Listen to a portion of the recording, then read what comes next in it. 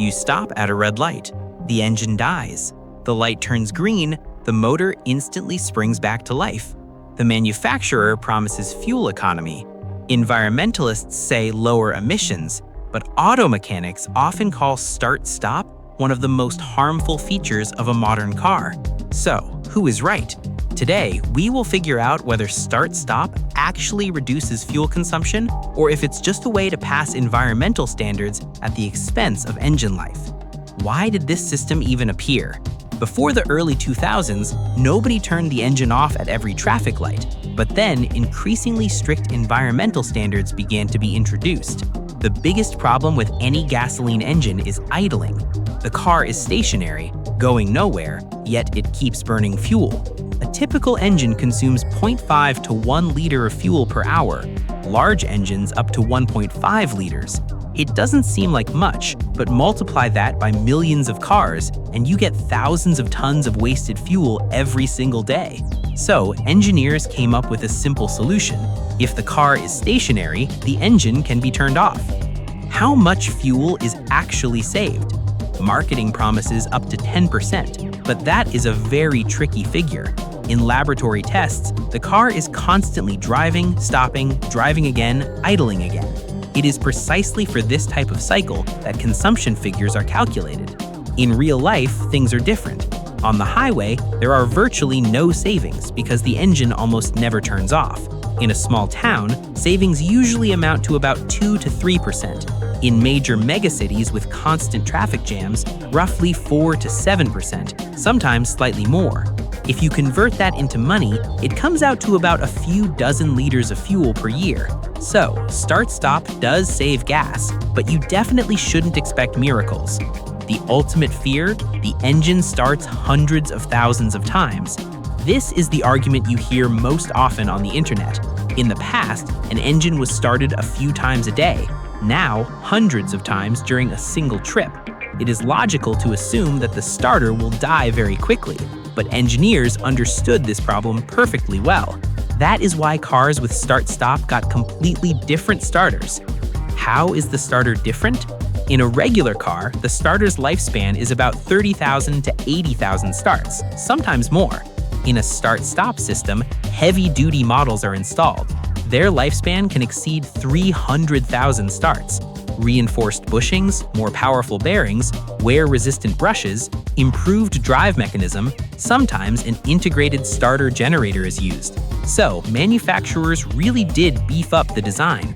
But this doesn't mean the starter stops wearing out. It is simply designed for harsher conditions. The AGM battery. Why is it so expensive? The second pricey component is the battery. A regular lead-acid battery would die very quickly with constant engine restarts.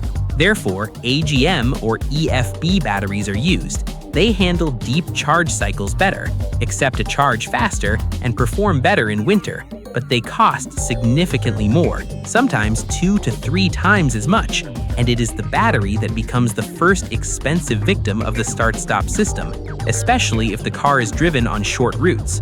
What about the engine? This is where the most interesting part begins. The main argument of start-stop opponents goes like this.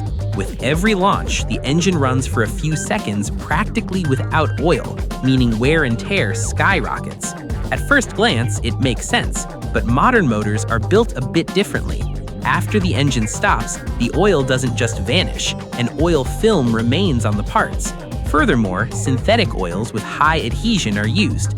The restart happens literally a few seconds after the shutdown. During this time, the engine doesn't have enough time to dry out completely. Therefore, manufacturers consider the additional wear to be minimal. But there is a catch. If the engine is already worn out, if cheap oil is used, if oil change intervals are extended, if starting happens in severe frost, then the situation changes. Every additional start truly increases the load. That is why owners of high-mileage cars often disable the system, not because it's bad, but because the engine is far from new. What do real-world tests show? The most intriguing part is the results of independent research by German automotive clubs, American testing centers, and several European universities. They compared identical cars with the start-stop system turned on and off. The results were unexpected. Fuel consumption did go down. CO2 emissions were also reduced. However, no statistically significant reduction in engine life was found. At the same time, the components that wore out faster were the battery, the starter, and sometimes the belt drive of the starter generator. In other words, the main expenses shift away from the engine and onto the auxiliary components. Why do many people still turn start-stop off? Because theory and practice are two different things. In a traffic jam, the engine can restart every 10 seconds. In the summer, the air conditioner turns on. In the winter, the heater. If the battery is weak, the system starts acting glitchily. Some people are annoyed by the slight delay when taking off. Others simply dislike the sensation of the engine constantly shutting down. Therefore, many owners make it a habit to press the start-stop disable button immediately after starting the car. And this happens so frequently that some manufacturers are already beginning to change the system's operating algorithms. The bottom line, so, does start-stop kill the engine?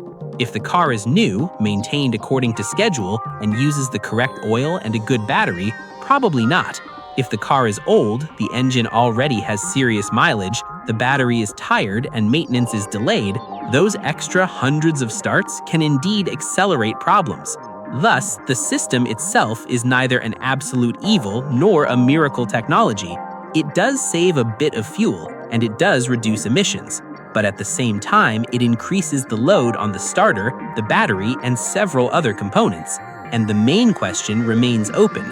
What is more profitable for the owner? To save a few liters of gas a month, or to one day buy a new AGM battery costing several $100s?